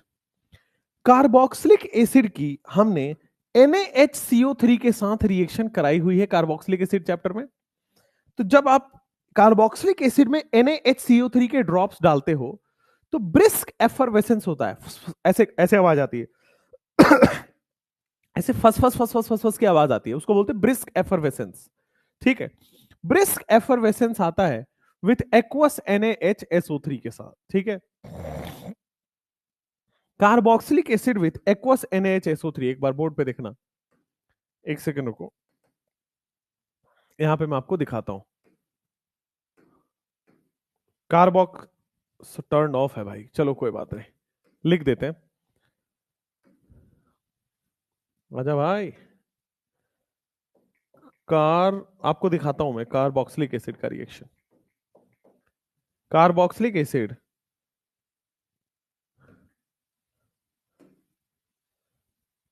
NaHCO3, carboxylic acid plus sodium bicarbonate. ठीक है, इसकी कोई वीडियो है क्या? वीडियोस ये देखो। We will next test for the presence of carboxylic acid using sodium bicarbonate. Our test compound again will be benzoic acid, and we will dissolve a small amount of the benzoic acid in a test tube using a 5% aqueous sodium bicarbonate. आपको बस ये देखना है, देखो ये benzoic acid है और इसमें हम लोग ले रहे हैं सोडियम बाइकार्बोनेट। ठीक है, बेंजोइक एसिड में जब सोडियम बाइकार्बोनेट को डालोगे तो मैं आपको दिखाता हूं what type of reaction takes place. वो दिक्कत ये होता है ना, तो देखो इसने क्या किया, इस बीकर में देखो ये लिक्विड लिक्विड बेंजोइक एसिड भर लिया। सबसे पहले इस छोटा सा जो टेस्ट ट्यूब लिया है, इस टेस्ट ट्यूब में बेंजोइक एसिड भर लिया, और फिर इसमें देखो इस डब्बे से निकाल रहा है सोडियम बाइकार्बोनेट। तो बेंजोइक एसिड में सोडियम बाइकार्बोनेट डाला, व्हाट हैपेंस, देखो जरा बोर्ड पे, बेंजोइक एसिड में सोडियम बाइकार्बोनेट डाला, व्हाट हैपेंस, देखना बोर्ड पे, ये देख रहे हो, सोडियम बाइकार्बोनेट रिएक्शन धीरे धीरे स्टार्ट करता है और ये पट पट पट पट की आवाज से ब्रिस्क एफरवेसेंस के साथ टेस्ट देता है। थोड़ा सा ही क्लियर हुआ, और भी है क्या भाई? हाँ, तो ब्रिस्क एफरवेसेंस के साथ ये निकालता है। ठीक है, सोडियम बाइकार्बोनेट टेस्ट। चलो भाई, ठीक है, स्लोली ऐड 1 ml ऑफ, अब उसमें हम जब ऐड कर रहे हैं, देखो ऐड किया है इस बीकर में, ध्यान देना, इस बीकर में हमने ऐड किया है, इस बीकर में हम ऐड कर रहे हैं, देखो ध्यान से, क्या आपको दिख रहा है small small particle, brisk effervescence, देखो क्या ये बबल्स बनते हुए दिख रहे हैं? क्या ये ब्रिस्क एफरवेसेंस दिख रहा है? तो this is called as brisk effervescence, right. चलो, तो कार्बोक्सिलिक एसिड सोडियम बाइकार्बोनेट से ब्रिस्क एफरवेसेंस, अब देखो धीरे धीरे धुआं धुआं सा हो गया ये, दिस इज स्लाइटली व्हाइटिश, तो धुआं धुआं सा हो गया, तो दिस इज अ टेस्ट। चलिए खैर, ब्रिस्क एफरवेसेंस विथ, ठीक है, brisk effervescence with NaHSO3 solution. ठीक है, उसके बाद हमने पढ़ा हुआ है कि कार्बोक्सिलिक एसिड बेटा टॉलेन फेलिंग टेस्ट देता है, तो अगर इसमें फॉर्मिक एसिड आ जाए तो वो टॉलेन और फेलिंग टेस्ट देता है। ठीक है, अगर एसिड में ब्लू लिटमस पेपर डालोगे तो क्या वो रेड हो जाएगा, ये एक टेस्ट है। और अल्कोहल से रिएक्शन कराओगे तो अभी अभी पढ़ा था कि acetic acid and conc H2SO4 डालोगे तो क्या वो फ्रूटी स्मेल देगा, वही acetic acid plus conc H2SO4 डालने पे फ्रूटी स्मेल दे रहा है। ये दोनों आपको पास पता है कि एसिड है तो ब्लू लिटमस को रेड करेगा, फ्रूटी स्मेल हमने ऑलरेडी पढ़ा हुआ है, फॉर्मिक एसिड टॉलेन भी देता है, फेलिंग भी देता है। Tollens test and Fehling solution दोनों ही देता है। Tollens test and Fehling solution test formic acid दोनों टेस्ट को देता है, और ब्रिस्क एफरवेसेंस के साथ NaHCO3 ब्रिस्क उसमें डालोगे और ब्रिस्क एफरवेसेंस के साथ वो रिएक्ट करता है। चलिए फिनॉल की बात करते हैं। बेटा न्यूट्रल FeCl3 अगर फिनॉल में आप डालोगे तो आपके पास वॉयलेट कलर आएगा। न्यूट्रल FeCl3 वॉयलेट कलर आएगा, ठीक है। फिनॉल लीबरमैन टेस्ट देता है, हमने अमीन चैप्टर में लीबरमैन टेस्ट पढ़ा हुआ है, ठीक है। फिनॉल ब्रोमीन वाटर के साथ व्हाइट PPT देता है, और अगेन जैसे कार्बोक्सिलिक एसिड है वैसे ही मेरा बेटा यहां पे ब्रिस्क एफरवेसेंस देता है NaHCO3 के साथ, और ये नाइट्रोफिनॉल्स में मिलता है। This is observed in nitrophenols, not everywhere but this is observed in nitrophenols. तो फिनॉल लीबरमैन टेस्ट देगा, व्हाइट PPT विद Br2 देगा, ब्रिस्क एफरवेसेंस नाइट्रोफिनॉल में देता है, और वॉयलेट कलर देता है न्यूट्रल FeCl3 में, ठीक है। क्लियर है। चलिए फिनॉल के बाद अब आते हैं प्राइमरी अमीन। प्राइमरी अमीन बहुत सिंपल है, देखोगे प्राइमरी अमीन में कार्बाइल अमीन टेस्ट कराया था हमने। कार्बाइल अमीन टेस्ट फाउल स्मेल करता है, ठीक है। तो कार्बाइल अमीन टेस्ट में जो आइसोनाइट्राइल बनता है इनका फाउल ऑर्डर होता है, बहुत खराब स्मेल होगा, तो आपको पता चल जाएगा कि वहां प्राइमरी अमीन है। नेक्स्ट हमने हॉफमैन मस्टर्ड ऑयल रिएक्शन क्या होता है ये भी हमने लास्ट चैप्टर में पढ़ा हुआ है कि oily liquid with mustard like smell होता है। तो ये दोनों लास्ट चैप्टर में ही डिस्कस्ड है, ठीक है। This is discuss. तो प्रैक्टिकल ऑर्गेनिक केमिस्ट्री में क्या होता है कि ऑलरेडी चीजें पढ़ी हुई होती है, बस हम डिस्कस कर रहे होते हैं। डिस्कस्ड इन लास्ट चैप्टर, ठीक है। लास्ट चैप्टर में बेटा आपका ये डिस्कस है। अब आइए नेक्स्ट यहां पे एरोमेटिक 1 डिग्री अमीन डाइओजोनियम टेस्ट देके अल्कोहल बनाता है। NaOH से बॉयल कर दोगे तो बेटा अमोनिया रिलीज कर देता है। और नाइट्रोबेंजीन जो है ये वाला, ये आपके सिलेबस के बाहर का चीज है, तो इसको हटा दीजिए। ये जो है मुलिकन बेकर बार्कर टेस्ट जो है ना, ये JEE एडवांस का है, उसको हटा दीजिए, that is not in your syllabus. तो ये तीनों हम पढ़े हुए हैं लास्ट चैप्टर में, और लास्ट चैप्टर का ये टेस्ट है डाइएजोनियम का। कह रहे कि सर अमाइन की क्लास की ना रिकॉर्डिंग आई है ना ही notes, I don't know why, पता नहीं क्यों। तो प्राइमरी अमीन के बाद नेक्स्ट आप जाओगे, प्राइमरी अमीन के बाद अब हम आते हैं बेटा आपके पास अगला, दैट इज प्रोटीन का टेस्ट। प्रोटीन और कार्बोहाइड्रेट, वैसे तो ये दोनों टेस्ट हम लोग बायोमोलिक्यूल चैप्टर में पढ़ेंगे, एक बार यहां पे रीडिंग डाल दीजिएगा। हम लोग ये बेटा बायोमोलिक्यूल चैप्टर में पढ़ेंगे, ठीक है। मॉलिस टेस्ट और ब्यूरेट टेस्ट होता है, और नाइहाइड्रीन टेस्ट होता है, बायोमोलिक्यूल चैप्टर में कल ही पढ़ेंगे इसको, ठीक है। कल या परसों दोनों में से किसी एक दिन पढ़ेंगे। आ जाओ डिफरेंशिएट कैसे करते हो। तो क्या हमने ल्यूकास टेस्ट पढ़ा है, PPT ल्यूकास टेस्ट पढ़ा है, कॉन्क HCl एनहाइड्रस ZnCl2 पढ़ा है क्या? कॉन्क HCl और एनहाइड्रस ZnCl2 क्या ल्यूकास टेस्ट पढ़ा है? जी हाँ। तो आपके पास 3 डिग्री अल्कोहल 5 मिनट में इमीडिएट PPT देता है, 2 डिग्री अल्कोहल 5 मिनट में PPT देता है, 1 डिग्री अल्कोहल बहुत स्लो PPT देता है, 30 मिनट में PPT देता है। तो क्या यहां पे आपको पता है कि ल्यूकास टेस्ट में 3 डिग्री अल्कोहल इमीडिएट PPT देता है, 3 डिग्री अल्कोहल इमीडिएट PPT देगा। 2 डिग्री अल्कोहल कैसा PPT देगा बेटा? 5 मिनट्स में PPT देगा। 2 डिग्री अल्कोहल 5 मिनट्स में PPT देगा। और 1 डिग्री अल्कोहल 30 मिनट्स में PPT देगा। 1 डिग्री अल्कोहल 30 मिनट्स में प्रेसिपिटेट देगा। क्लियर है बेटा? चलिए last is Victor Meyer test. Victor Meyer test में याद कराया था RBC टेस्ट। रेड कलर कहां गया? रेड कलर, ब्लू कलर और colourless. 1 degree red colour, 2 degree blue colour और 3 डिग्री कलरलेस। क्लियर है? हाँ, अभी तो बायोमोलिक्यूल का लेक्चर है ना, कल है बेटा। चलो नेक्स्ट, हबीबा बेटा ऑलरेडी दिया हुआ है। नेक्स्ट अब आइए अमीन में हिंसबर्ग टेस्ट। आपको पढ़ाया था कि 1 डिग्री अमीन जो है वो बेस में सॉल्युबल हो जाता है। देखो it's a clear solution from which upon acidification insoluble separate होता है। 2 डिग्री वाला इनसॉल्युबल कंपाउंड बनाता है बेटा। 1 डिग्री अमाइन एक क्लियर सॉल्यूशन बनाता है, 2 डिग्री वाला बेस में इनसॉल्युबल बनाता है, और 3 डिग्री अमाइन रिएक्शन ही नहीं करता था। हिंसबर्ग टेस्ट, हिंसबर्ग रिएजेंट याद है? बेंजीन सल्फोनिल क्लोराइड को हिंसबर्ग रिएजेंट कहते हैं। ये ऑलरेडी आपके पास पढ़े हुए हैं बेंजीन सल्फोनिल क्लोराइड्स। 1 डिग्री के साथ बेटा, 1 डिग्री के साथ ये सॉल्युबल बनाता है, 2 डिग्री के साथ इनसॉल्युबल बनाया, 3 डिग्री वाला रिएक्शन ही नहीं करता है। ठीक है बेटा, क्लियर है? चलिए अब देखो यहां पे नेक्स्ट अब पढ़ने जा रहे हो एस्टिमेशन। नेक्स्ट बेटा अब आप पढ़ने जा रहे हो एस्टिमेशन, जिसमें हम लोग पढ़ने वाले हैं ये मेथड्स। ठीक है, ऑर्गेनिक कंपाउंड्स का हम लोग एस्टिमेशन पढ़ने जा रहे हैं। रेडी है सब लोग? रेडी है ऑर्गेनिक कंपाउंड का एस्टिमेशन के लिए?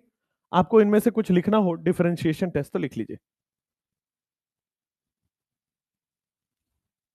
ठीक है, इसके बाद हम लोग पढ़ेंगे ड्यूमा मेथड, ज़ेल्डाल मेथड, कैरियस मेथड और लेस्गेन टेस्ट।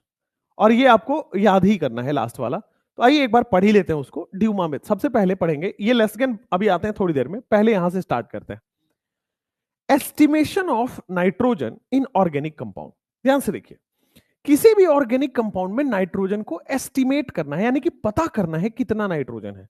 ठीक है ना, आपको अमाउंट ऑफ नाइट्रोजन पता करना है। किसी भी ऑर्गेनिक कंपाउंड में अमाउंट ऑफ नाइट्रोजन बेटा आपको पता करना है। कैसे पता करोगे? आओ देखो बोर्ड पे। 2 मेथड होते हैं पता करने के। एक होता है ड्यूमा मेथड, जिसको हम लोग ड्यूमास मेथड बोलते हैं, और दूसरा जेल्डाल मेथड, जिसको हम लोग जेल्डाल्स मेथड बोलते हैं। जेल्डाल का मेथड और ड्यूमा का मेथड। बोर्ड पे देखो, ड्यूमा मेथड में क्या होता है, ध्यान से। ड्यूमा मेथड में कि ड्यूमा मेथड में जो नाइट्रोजन कंटेनिंग ऑर्गेनिक कंपाउंड होता है, ठीक है ना, नाइट्रोजन कंटेनिंग ऑर्गेनिक कंपाउंड को हम लोग हीट करते हैं। देखो यहां पे CXHYNZ, ये नाइट्रोजन कंटेनिंग ऑर्गेनिक कंपाउंड है। नाइट्रोजन कंटेनिंग ऑर्गेनिक कंपाउंड है। तो नाइट्रोजन कंटेनिंग ऑर्गेनिक कंपाउंड की रिएक्शन हम लोग किससे कराते हैं? हीट करते हैं। किसके? लिखो यहां पे, when heated with copper oxide. Copper के ऑक्साइड से हम लोग हीट कर रहे हैं। ठीक है, तो this is copper oxide. Nitrogen containing organic compound copper oxide के साथ हम लोग इसको क्या कर रहे हैं बेटा? हीट कर रहे हैं। Nitrogen containing organic compound copper oxide के साथ बेटा हीट कर रहे हैं। ठीक है, होता क्या है ध्यान से देखिएगा। यील्ड्स कह रहा है बेटा फ्री नाइट्रोजन, यानी कि N2 gas. Free nitrogen yield कर रहा है। देखो बेटा N2 गैस मिल रहा है, फ्री नाइट्रोजन यील्ड कर रहा है, यानी कि N2 गैस मिल रहा है। ठीक है, in addition to CO2 and water. तो आपके पास यहां पे N2 गैस मिलता है, CO2 गैस भी मिलता है और वाटर गैस भी मिलता है। तो N2CO2 वाटर कब मिलेगा? जब नाइट्रोजन कंटेनिंग ऑर्गेनिक कंपाउंड है। इस नाइट्रोजन कंटेनिंग ऑर्गेनिक कंपाउंड में आपको मेरे भाई अमाउंट ऑफ नाइट्रोजन पता करना है। नाइट्रोजन कंटेनिंग ऑर्गेनिक कंपाउंड में आपको अमाउंट ऑफ नाइट्रोजन पता करना है। और अमाउंट ऑफ नाइट्रोजन पता कैसे करोगे? इसकी रिएक्शन आप कॉपर ऑक्साइड से कराते हो। तो क्या होता है कॉपर ऑक्साइड से रिएक्शन करा के? N2 गैस बनता है, CO2 बनता है और वाटर बनता है। 3 चीजें बनती है, N2 CO2 और वाटर। ठीक बात है, ठीक है, N2 बनता है, CO2 बनता है और वाटर बनता है। ठीक, फर्दर इसमें हम लोग क्या करते हैं बेटा? कॉपर पास करते हैं। पहला काम क्या किया? First step, nitrogen containing organic compound को हीट किया विद कॉपर ऑक्साइड। तो क्या क्या बना? CO2 वाटर N2 बना। पहला स्टेप ये क्लियर हुआ कि ड्यूमा मेथड में एक नाइट्रोजन कंटेनिंग ऑर्गेनिक कंपाउंड है, पता करना है कितने अमाउंट ऑफ नाइट्रोजन है। ये हमारा क्वेश्चन है, इसमें कितना नाइट्रोजन है ये पता करना है, कितने मोल नाइट्रोजन है ये पता करने हैं। ठीक है, तो आप देखो नाइट्रोजन कंटेनिंग ऑर्गेनिक कंपाउंड में स्टेप 1 में कॉपर ऑक्साइड डाला, क्या क्या बना? CO2 बनता है, वाटर बनता है, N2 बनता है, 3 चीजें। अच्छा, स्टेप नंबर 2 ध्यान से देखिए। स्टेप नंबर 2 क्या कह रहा है कि N2 बना, कह रहा है they are reduced by to nitrogen by passing the gaseous mixture over a heated copper glass. कह रहा है कि हम लोग क्या करते हैं, इस जो गैसियस मिक्सचर मिला है ना, उसको फर्दर हीट करते हैं कॉपर गैस में। जो ये गैसियस मिक्सचर मिला है, क्या उसको फर्दर हीटेड विद कॉपर। ठीक है, ये जो CO2 है, वाटर है, N2 है, इनकी फर्दर हीटिंग करते हैं स्टेप 2 में, फर्दर हीटिंग विद कॉपर। इनको आगे कॉपर से और हीट करते हैं। ठीक है, फर्दर हीटिंग विद कॉपर, तो कह रहा है कि the mixture of gases so produced is collected over aqueous solution. यहां जो मिक्सचर ऑफ गैसेस मिले हैं, इनसे जो मिक्सचर ऑफ गैसेस मिलेगा फर्दर कॉपर से पास कराने के बाद, जो मिक्सचर ऑफ गैस मिलेगा उसको हम लोग कलेक्ट करेंगे एक्वस केओएस में, collected over aqueous KOH solution. ठीक है बेटा, it is collected over aqueous KOH solution जो विच एब्जॉर्ब्स CO2, जो CO2 को एब्जॉर्ब कर लेता है। ध्यान से देखिएगा, इस जो पूरा आपके पास बना, इसको फर्दर हम लोग कॉपर से हीट किए। ठीक है, कॉपर से हीट करने के बाद passed through aqueous KOH, passed through aqueous KOH, aqueous KOH से मेरे भाई पास किया गया, राइट है, पास थ्रू एक्वस केओएच। अब एक्वस केओएच से पास करोगे तो जितने भी CO2 हैं वो एब्जॉर्ब हो गए। मिक्सचर ऑफ गैस थे CO2, वाटर के वेपर और N2। जब हम इसको एक्वस केओएच से पास करेंगे तो CO2 एब्जॉर्ब हो जाएगा। ठीक बात, तो अच्छी बात है, CO2 एब्जॉर्ब हो गया, और CO2 एब्जॉर्ब हो गया तो बचा क्या, नाइट्रोजन और वाटर के वेपर। तो वाटर रहने दो, कोई दिक्कत नहीं है, वाटर को तो हीट करोगे तो वाटर निकल जाएगा। अब जो N2 गैस बचा, N2 गैस बचा, इसको हम लोग क्या करते हैं, कलेक्ट कर लेते हैं। ठीक है, इन द ट्यूब, इस N2 को हम लोग कलेक्ट कर लेते हैं ट्यूब में। बोर्ड पे एक बार वापस देखना, पूरा समझा रहा हूं। What is Dumas method? Nitrogen containing compound में नाइट्रोजन पता करना होता है। सबसे पहले कॉपर ऑक्साइड की प्रेजेंस में हीट करते हैं। क्या क्या बनता है बेटा, कार्बन डाइऑक्साइड भी बनता है, कार्बन अपना कार्बन डाइऑक्साइड बनाएगा, देखो बोर्ड पे, हाइड्रोजन अपना वाटर बनाएगा, नाइट्रोजन N2 गैस बनाएगा।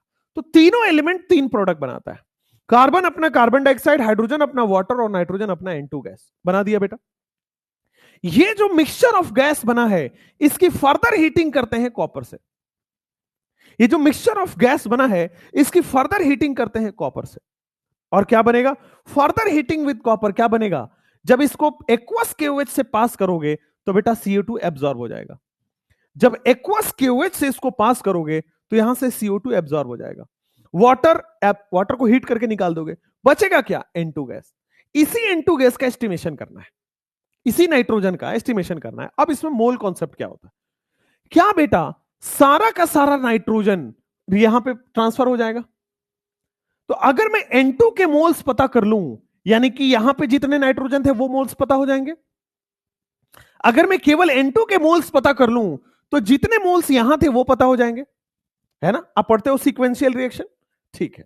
वही चीज यहां पे है बेटा, कि जब हम इसको एक्वस केओएच से पास कर रहे हैं, when we are passing through aqueous KOH, तो CO2 एब्जॉर्ब हो गया तो N2 रिमेन हो गया। ठीक है ना, CO2 एब्जॉर्ब हो गया, बचा क्या आपके पास, N2 gas remains, N2 gas remains in solution. N2 gas आपके सॉल्यूशन में बचा रह जाता है। अब ये N2 गैस जब रिएक्शन में बचा रह जाएगा, N2 gas remains in solution, N2 gas आपका सॉल्यूशन में बचा रह जाएगा। अब आओ यहां पे, मास ऑफ ऑर्गेनिक कंपाउंड क्या है, small m gram, volume of nitrogen collected क्या है, V1 ml, और रूम टेम्परेचर क्या है, T1 केल्विन। ठीक है, ये क्वेश्चन में दिया रहता है, these all are given in question. Mass दिया रहेगा, वॉल्यूम दिया रहेगा, टेम्परेचर दिया रहेगा। आप समझिए PV equal to NRT type का चलने वाला है। तो volume of nitrogen at STP, याद करो मोल कॉन्सेप्ट, नाइट्रोजन का वॉल्यूम निकालना है तो क्या करोगे बेटा, P आप करते हो ना, P1 V1 upon N1 T1 is equal to P2 V2 upon N2 T2, यही करते हो। P1 V1 upon N1 T1 is equal to P2 V2 upon N2 T2 करते हो ना। हाँ, तो बेटा आपको क्या करना है, V2 निकालना है, V2 निकालना है। ठीक है, तो क्या है आपके पास, ये फॉर्मूला यहां से डिराइव हो जाएगा। तो this formula will be derived, तो देख लो यहां पे P1 V1 into 273 upon 760 into T1। ठीक है, फॉर्मूले से क्वेश्चन बड़ा रेयर आएगा, बट ठीक है, कभी कर लीजिए। आइए, P1 and V1 are the pressure and volume of nitrogen. P1 is the different form of atmospheric pressure at which nitrogen is collected. Value of P1 is obtained by the relation P1 is equal to atmospheric pressure minus aqueous tension. और ये आपके पास बेटा N2 का volume STP पे निकल आएगा। N2 का volume जब निकल आया, N2 का वॉल्यूम जब निकल आया तो आप परसेंटेज निकाल पाओगे। N2 का वॉल्यूम निकाल पाएगा तो परसेंटेज ऑफ वॉल्यूम आप यहां पे इसको याद करिए तो आप निकाल पाओगे, right. P1 V1 upon N1 T1 से आप इस रिलेशन को निकाल रहे हो और ये आपके पास कहानी आ गई है। This is Dumas method, this is simply your Dumas method. ठीक है, क्लियर है। फिजिकल केमिस्ट्री का मोल कॉन्सेप्ट का यूज है। हमें कितना पढ़ना है, हमें पढ़ना है कि भाई ये नाइट्रोजन कंटेनिंग कंपाउंड है, इसके रिएक्शन आप कॉपर ऑक्साइड से कराओगे तो क्या बनेगा, CO2 वाटर एंड N2। ठीक है, जब ये बन जाता है फर्दर इसकी रिएक्शन कॉपर से कराते हैं और एक्वा सॉल्यूशन ऑफ KOH से पास कराते हैं, तो क्या होता है जितने भी CO2 है वो एब्जॉर्ब हो जाएंगे, तो बचेगा क्या, N2। और इसी प्रोसेस से N2 का एस्टिमेशन होता है। ठीक है, तो एक बार कॉपर ऑक्साइड से रिएक्शन कराओगे, दूसरी बार कॉपर से रिएक्शन कराओगे, तो रिमेनिंग N2 बैच बचेगा, उसका एस्टिमेशन हम करते हैं। आपके पास थ्योरेटिकल क्वेश्चंस आएंगे, राइट, आपके पास थ्योरेटिकल क्वेश्चंस आएंगे। चलिए नेक्स्ट, इसके बाद आप चले जाओ यहां पे, यहां आ जाओ, थ्योरेटिकल क्वेश्चन चले जाएंगे। अब वेरी वेरी सिंपल है, यहां पे देखोगे ट्रेसेस ऑफ नाइट्रोजन ऑक्साइड जब आपके पास मिलते हैं, वही चीज को ना उसने थ्योरेटिकल पार्ट में बनाया हुआ है। ठीक है, नाइट्रो 3 फॉर्मूले हैं यहां पे, volume of nitrogen eight STP P1 V1, ये फॉर्मूला दिया होगा एंड बस वैल्यू पुट करना है। फिर ठीक है, VmL ऑफ N2 का वेट निकाल लोगे, वेट निकाल लोगे तो परसेंट निकल आएगा, वेट निकाल लोगे तो परसेंट निकल आएगा। ठीक है, यहां पे वॉल्यूम ऑफ N2 निकलेगा, यहां पे वेट ऑफ N2 निकलेगा, यहां पे परसेंट ऑफ N2 निकलेगा। ये 3 फॉर्मूले हैं, आपको याद करना है। चलिए, ड्यूमा के बाद आपके पास मैं आता हूं जेल्डाल मेथड। जेल्डाल मेथड भी बहुत सिंपल है, कह रहा है वहां पे जो हम कॉपर ऑक्साइड से हीट करते हैं, यहां पे नाइट्रोजन कंटेनिंग कंपाउंड को, यहां पे नाइट्रोजन कंटेनिंग कंपाउंड को बेटा सल्फ्यूरिक एसिड से हीट करते हैं, conc sulphuric acid, conc H2SO4। ठीक है, अब कॉन्क H2SO4 बहुत स्ट्रॉन्ग एसिड है, तो नाइट्रोजन कंटेनिंग कंपाउंड को बहुत पार्ट पार्ट में तोड़ देगा, सारा इधर उधर तोड़ देगा, बहुत पार्ट पार्ट में तोड़ दिया। फिर कह रहा है कि टूटने के बाद जो नाइट्रोजन इन द कंपाउंड है वो क्या अमोनियम सल्फेट बना लेते हैं। यहां पे आओ, बोर्ड पे देखो, ऑर्गेनिक कंपाउंड कंटेनिंग नाइट्रोजन, इसकी है H2SO4 स्ट्रॉन्ग एसिड से रिएक्शन, इसको बहुत बुरी तरह तोड़ देगा, वेरी स्ट्रॉन्ग रिएक्शन है, बहुत इसको पार्ट पार्ट में तोड़ दिया।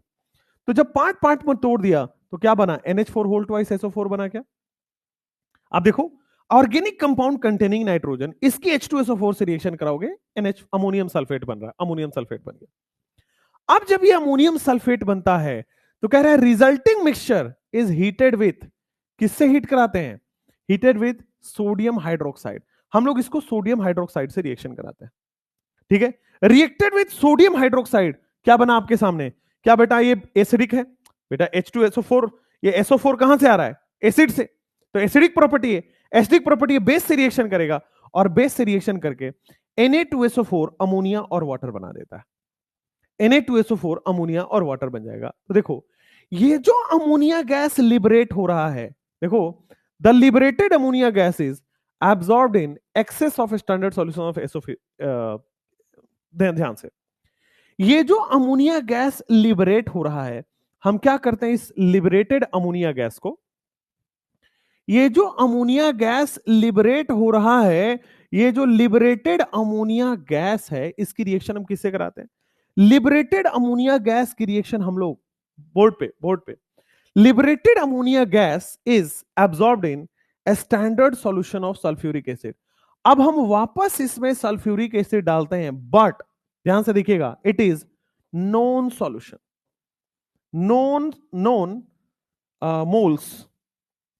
Non moles of H2SO4।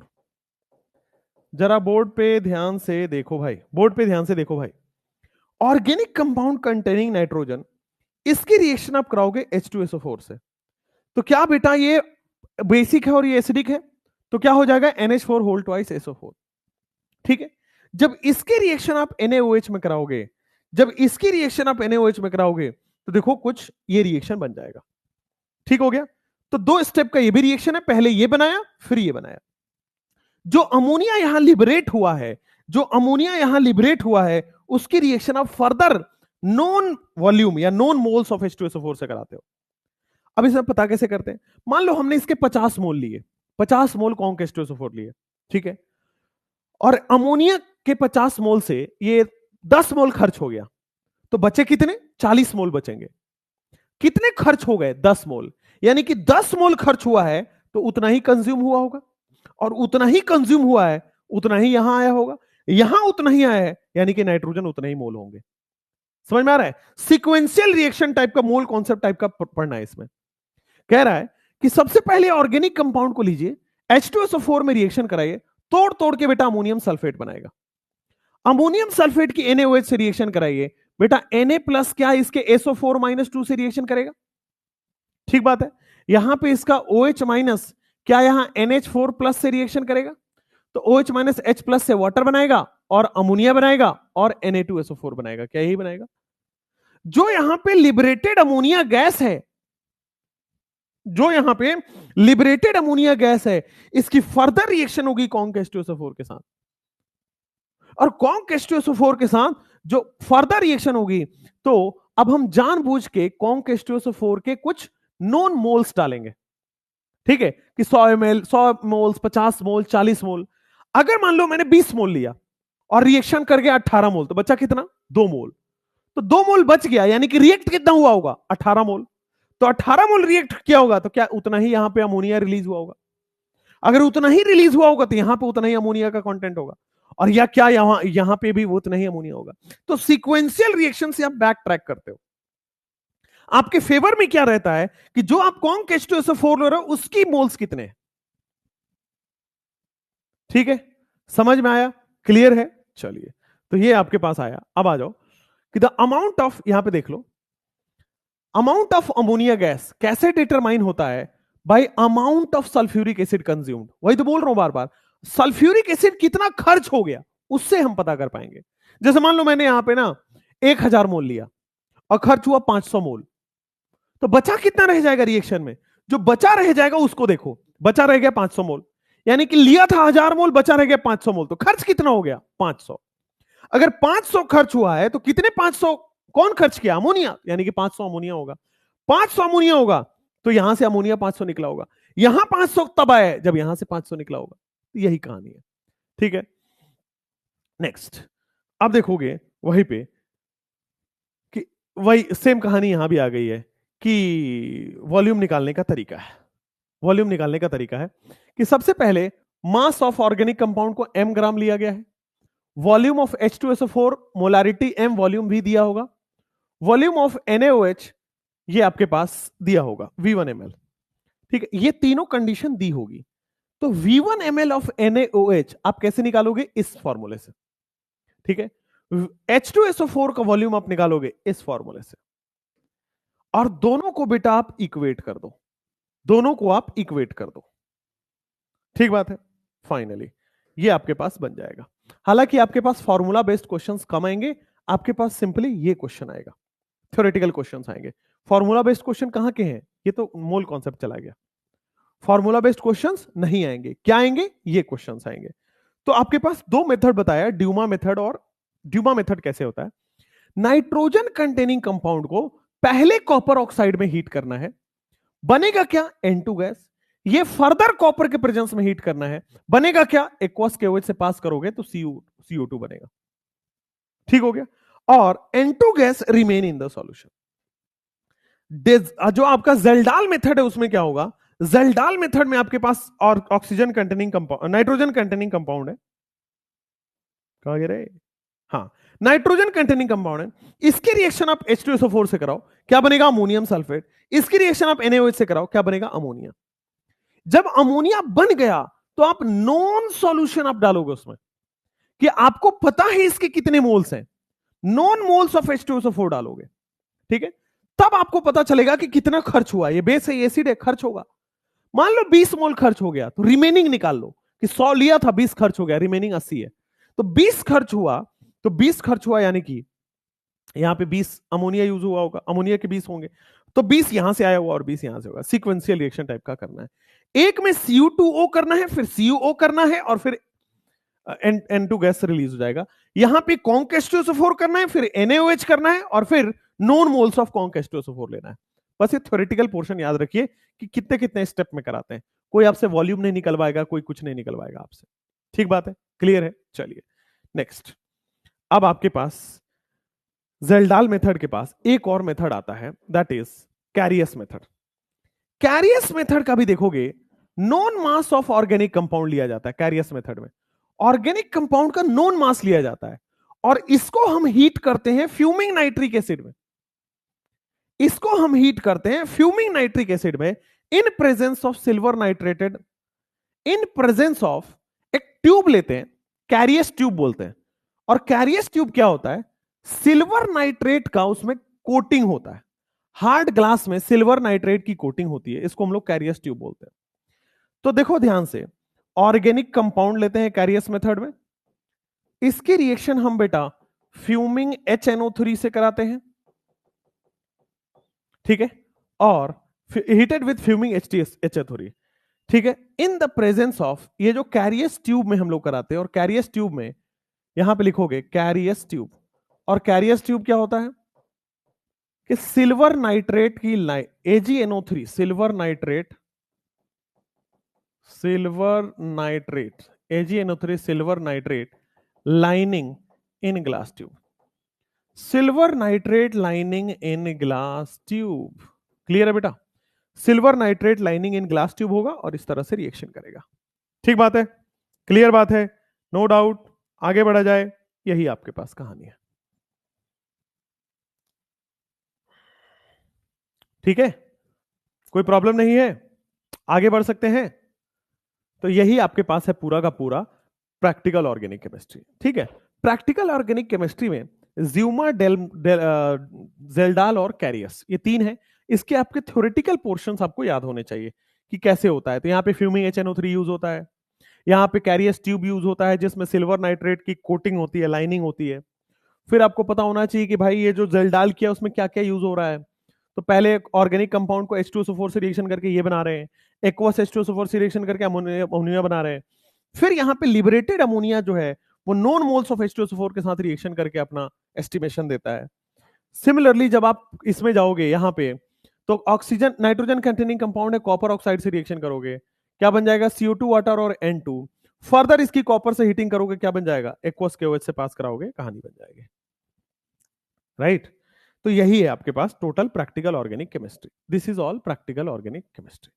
इसकी नोट्स हम डलवा देंगे और रिकॉर्डिंग भी आपको डलवा देंगे। रिकॉर्डिंग क्यों नहीं गया उसको हमें पूछना पड़ेगा, भी मैं पूछूंगा फटाफटी। और दिस इज ऑल, ठीक है, दैट्स इट। क्लियर है बेटा? जो सिलेबस में है हमने यही कराया। एक और होता है प्यूरिफिकेशन, जो जेई मेंस में आता है, आपके में नहीं है, तो इसलिए आपको हम लोग वो नहीं पढ़ाते हैं। राइट? तो this is all about your POC। ठीक है, चलिए आगे बढ़े। कितने क्वेश्चन है इस चैप्टर से? इस चैप्टर से बेटा कोई मतलब एक क्वेश्चन आता है, 1 क्वेश्चन। ठीक है, चलिए। तो बेटा आई होप आप मेहनत कर रहे होंगे, है ना? देखो मैं आपको आज एक चीज बताना चाहता हूं कि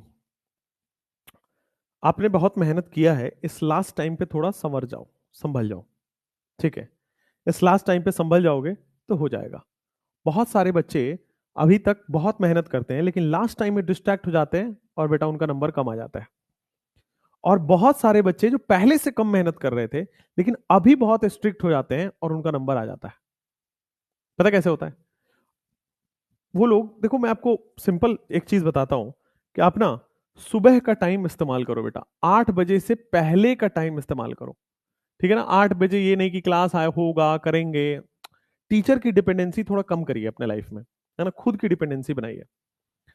आपके पास 8 बजे से पहले ये 2 घंटे जो बच रहे हैं ना, 6 से 8, 6 से 8, इसको बेटा आपने इस्तेमाल किया, आपकी जिंदगी खुशहाल अच्छी होने लगेगी। याद करने का चीज इसमें करिए, इसमें, ठीक है ना? सोचने का चीज इसमें करिए, रिवीजन का चीज इसमें करिए 6 से 8 वाले में। ठीक है, 3 बजे तक मान लेते हैं आपकी क्लास चलती है, तो बेटा आप 4 से 6 तो पढ़ सकते हैं 2 घंटे।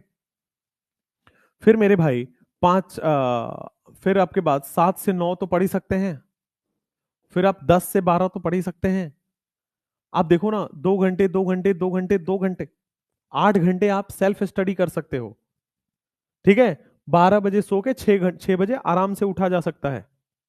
ठीक है, इसको 6:30 से 8:30 कर लो, है ना? बट अब एग्जाम की दिन पास आ रही है तो आपको थोड़ा सा और स्ट्रांग होना पड़ेगा। देखिए, जैसे जैसे एग्जाम पास आएगा, थोड़ा सा आपके ऊपर ना डाउट आने लगेगा आपको कि यार मैं सही कर रहा हूँ नहीं कर रहा हूँ, यार मेरे से होगा नहीं होगा, यार मैं भूलता जा रहा हूँ। ये नेचुरल टेंडेंसी है, ये होगा। जब भी आप अच्छा काम करने जाते हैं सेल्फ डाउट होता है, ये नेचुरल टेंडेंसी है। ऐसा सबके साथ हुआ है और आपके साथ भी होगा। बट इसका मतलब ये नहीं है कि डर के हार मान जाए। यही तो नेचर चाहता है कि आप डर रहे हो कि नहीं डर रहे हो। अगर आप डर गए, बैठ गए, हो गया, उसका काम हो गया, वो आया था आपको डराने के लिए। ठीक है, लेकिन कुछ इसी में से होंगे जो बेटा एकदम स्ट्रांग रहेंगे, अरे ऐसे कैसे, ये तो सबके साथ होता है। लेकिन जब आप एग्जाम में क्वेश्चन सॉल्व करोगे आपसे होगा, ट्रस्ट मी। लगता है कि भूल गए, लगता है कि कुछ नहीं हो रहा, लगता है कि अरे यार जीरो से स्टार्ट करें। कई लोग तो यार ये भी प्लान कर लेते हैं कि भाई अब नया बैच दे देते हैं, और कई महानुभाव इतने बड़े बड़े वाले प्लेटफॉर्म है भाई, वो बैच ही लॉन्च कर दिया अभी। है ना, टाइम है यार, बिजनेस का सब समय होता है यार, ये थोड़ी कि अभी ही कर देंगे। That is wrong, very wrong. खैर छोड़िए, तो दूसरों के बारे में बात नहीं करते हैं। बेटा आप ना सेल्फ डाउट मत बनाओ, और आप बिजनेस का पार्ट मत बनो। पढ़ने पे रहो ना। आप वेदांतु में आओ, पढ़ो, आपको एग्जाम तक साथ देंगे, एग्जाम आपको देना है। एग्जाम होगा नहीं होगा उस बात की बात है। ठीक है, मेजॉरिटी बच्चे आपको भी पता है इसमें अच्छा करेंगे, कुछ बच्चे ऐसे हैं जो अच्छा नहीं कर पाएंगे। लेकिन इसका मतलब ये नहीं था कि वो खराब थे। इसका मतलब ये है कि वो 3 घंटे में वो स्किल नहीं डेवलप कर पाए कि 3 घंटे में सारी नॉलेज की यूज कैसे करना है। ठीक है ना। जैसे मान लो मैं कह रहा हूं कि आपको सेब खाना है, लेकिन 1 मिनट में 2 सेब खा जाना है। कुछ बच्चे खा पाएंगे, कुछ बच्चे नहीं खा पाएंगे, लेकिन इसका मतलब ये तो नहीं है कि यार सेब खाना ही नहीं आता आपको, या फिर आप तो किसी काम के नहीं हो, आप तो सेब भी नहीं खा पा रहे हो। आपको 1 मिनट में 2 सेब कैसे खाना है ये नहीं पता। यही होता है कंपटीशन एग्जाम, कि वो 3 घंटे में पूरी पीसीबी को कैसे यूटिलाइज करें 11th और 12th के सिलेबस को, वो लोगों को नहीं आता। ऐसा नहीं है कि नॉलेज नहीं है, ऐसा नहीं है कि टैलेंटेड नहीं है। ठीक है, रात में 2 बजे तक पढ़ रहा हूं, सुबह कैसे पढ़ो? तो रात में अगर आप 2 बजे तक पढ़ रहे हो तो सुबह मत पढ़ो। जरूरी नहीं है कि बेटा आप सुबह उठो। आप रात में मान लो 12 से 2 बैठ के पढ़ रहे हो, तो ये वाला 2 घंटे हटा दो, कोई दिक्कत नहीं है बेटा, जरूरी नहीं है। ठीक है, चलिए, अब मैं आपसे आज एक वीडियो भी बनाऊंगा नीट के लिए, आप टेंशन मत लीजिए। चलिए, thank you so much, all the best, bye bye.